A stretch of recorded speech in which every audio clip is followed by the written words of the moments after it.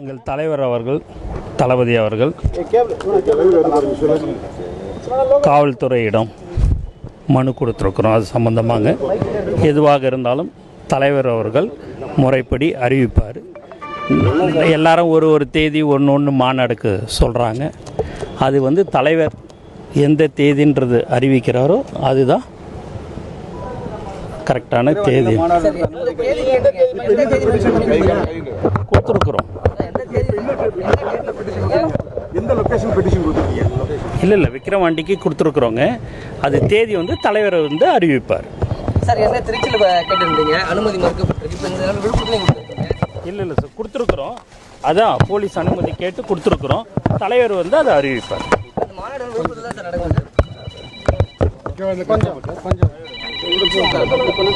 எங்கள் தலைவர் அவர்கள், தளபதி அவர்கள்